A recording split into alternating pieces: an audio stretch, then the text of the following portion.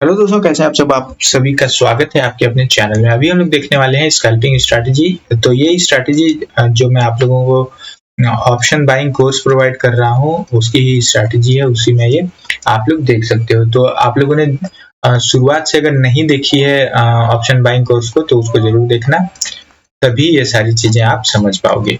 देखो, एक चीज का आप लोग हमेशा ध्यान रखना कि ट्रेडिंग एक बिजनेस है, इसको बिजनेस की तरह ही देखना है ना। तो गैम्बलिंग की तरह नहीं देखना है इसको, है ना। तो बिजनेस, देखो बिजनेस में, बिजनेस कहने का क्या मतलब है कि बिजनेस में क्या होता है, कैलकुलेटेड रिस्क होता है। बट गैम्बलिंग में क्या होता है कि रिस्क के बारे में नहीं सोचा जाता है। तो रिस्क से देखो, रिस्क मैनेजमेंट की एक वीडियो मैं आप लोगों को प्रॉपर प्रोवाइड कर दूंगा। जो बिगनर हैं उनके लिए बेस्ट रहेगा, बिगनिंग से ही सारी चीजें देख कर करो, ताकि बड़े बड़े लॉसेस नहीं होंगे। और जो पुराने हैं, अगर रिस्क मैनेजमेंट को नहीं फॉलो कर रहे हैं तो जरूर करो इसको फॉलो। काफी अच्छा एक रोल प्ले करता है ये रिस्क मैनेजमेंट। रिस्क मैनेजमेंट रखोगे अच्छा, तभी प्रॉफिटेबल बन सकते हो। तो ये सारी चीजें हम लोग रिस्क मैनेजमेंट की वीडियो में बात करेंगे, वो मैं आप लोगों को प्रोवाइड कर दूंगा। इसको हम लोग देख लेते हैं। स्कैल्पिंग स्ट्रैटेजी, स्कैल्पिंग में क्या होता है, जो नहीं जानते हैं उनसे रिलेटेड, उनसे हम लोग ये डिस्कस कर लेते हैं कि मान लो आपको 9-18 में ही सेटअप के बेस पे आपको ट्रेड मिल जाता है। तो इसमें जो टारगेट है आपका, वो मे बी आपको 9:30 में मिल जाए, 10 बजे मिल जाए, है ना, या 9:20 में ही मिल जाए। तो स्कैल्पिंग में एक टारगेटेड ट्रेड होता है। बट इंट्राडे में क्या होता है, इंट्राडे में फुल डे का व्यू होता है ना, फुल डे का व्यू होता है और उस तरह से किया जाता है ट्रेड। बट स्कैल्पिंग में क्या है कि आपके जो सेटअप के बेस पे टारगेट है वो आपको अचीव हो जाए। 10 मिनट में हो सकता है, 15 मिनट में हो सकता है, 30 मिनट में हो सकता है, या 40 मिनट में भी हो सकता है ना। इसको हम लोग देख लेते हैं। इंडिकेटर हम लोग इसमें क्या यूज करेंगे, RSI को ही यूज करेंगे। टाइम फ्रेम इसमें हम लोग 1 मिनट करेंगे।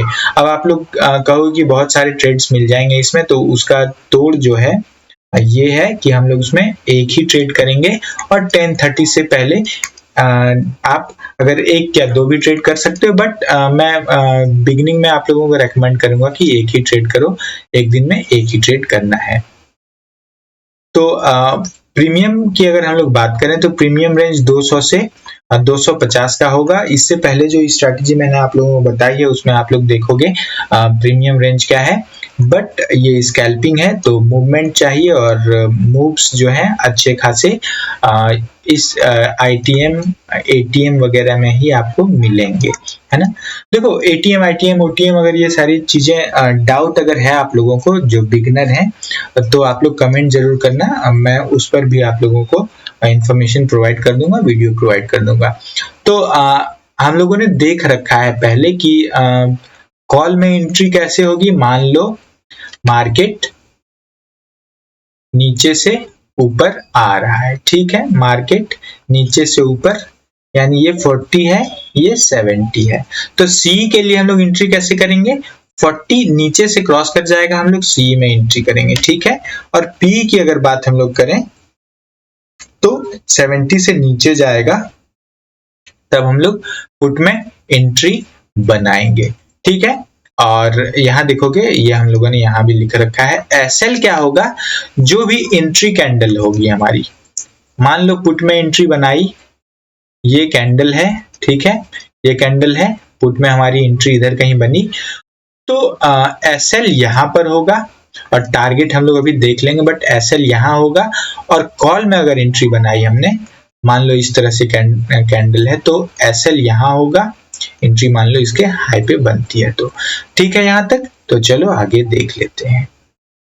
SL हम लोगों ने देख लिया, अब हम लोग टारगेट की बात कर लेते हैं, ठीक है। मैं आप लोगों से ये जरूर कहूंगा कि अगर शुरुआत से आप लोगों ने नहीं देखा है तो ये देख लेना जरूर, है ना। इस स्ट्रैटेजी को शुरुआत से देख लेना, जो भी है ऑप्शन बाइंग की जो मैं स्ट्रैटेजी प्रोवाइड कर रहा हूँ आप लोगों को, तो वो बिगिनिंग से ही देख लेना। टारगेट की अगर हम लोग बात करें तो टारगेट मिनिमम 1:2 होगा, और 1:3, ठीक है, या 70-40 का RSI जब तक पहुंचता है तब तक आपको वेट करना है। बट ये शुरुआत में पॉसिबल नहीं है। 70-40 का क्या मतलब है, सी में मान लो 40 पे एंट्री हुई तो मार्केट 70 पे जाता है, आपको एग्जिट कर जाना है, ठीक है।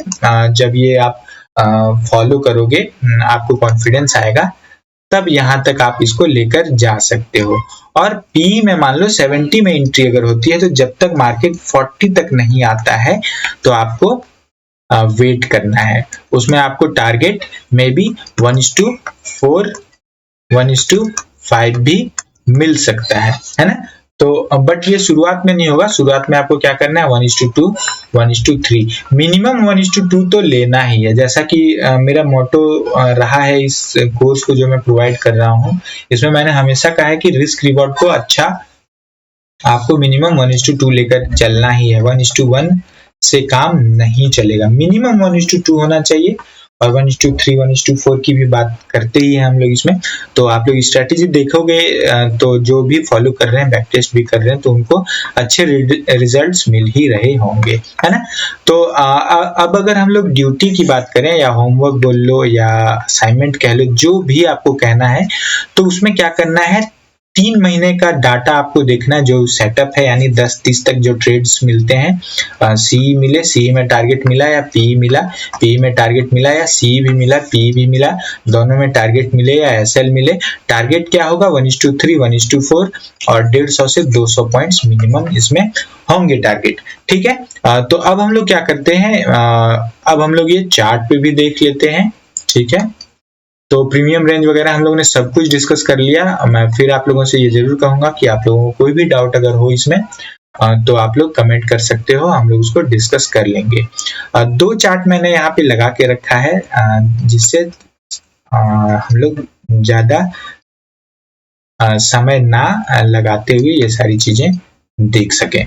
तो देखो, अगर हम लोग बाइंग की अगर बात करें, प्रीमियम की अगर हम लोग बात करें या मार्केट की अगर बात करें, तो मार्केट यहाँ भी तो आया था, हम लोग यहाँ एंट्री करते हैं, बट मार्केट यहाँ भी दिखा, बट हम लोगों को एंट्री नहीं मिली हमारे सेटअप के बेस पे।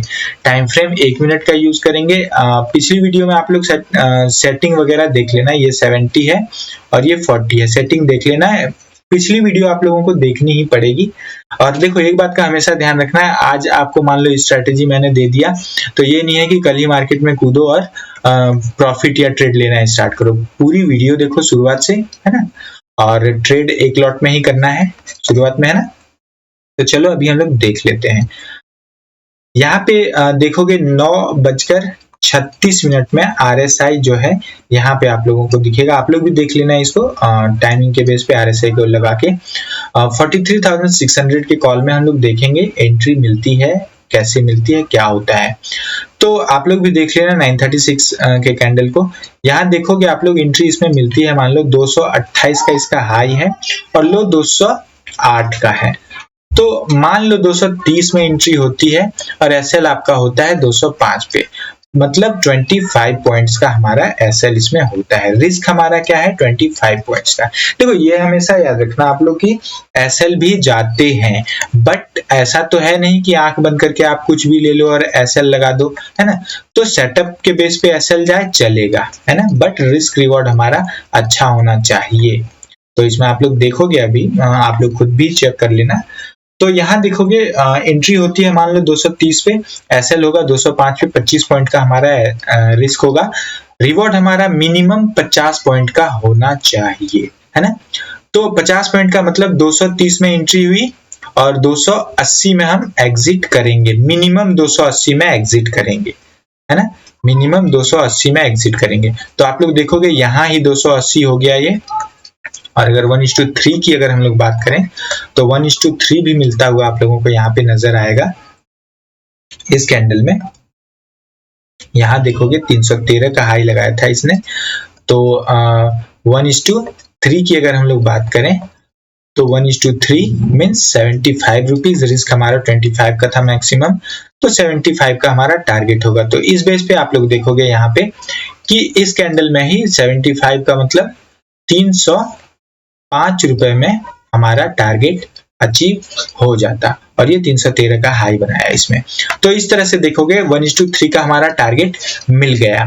बट जो हम लोगों ने डिस्कस किया है कि 1:3, 1:4, 1:5 भी मिल सकता है इसमें, बट आपको लेकर कहाँ तक जाना होगा, एटलीस्ट 70 के आसपास तक। 70 के पास गया, नीचे आने लगा, एग्जिट करो, कुछ भी नहीं आपको सोचना है यहाँ पे। तो यहाँ पे उस कंडीशन में देखोगे इस प्रीमियम में ने लगभग 354 का यहाँ पे हाई लगाया, तो एंट्री होगी 230 में और ये 354 तक गया।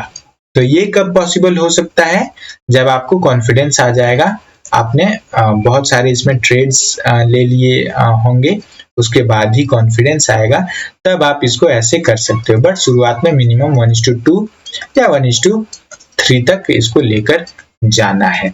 तो कोई भी डाउट अगर हो आप लोगों को तो आप लोग कमेंट में जरूर पूछना, हम लोग इसको डिस्कस कर लेंगे।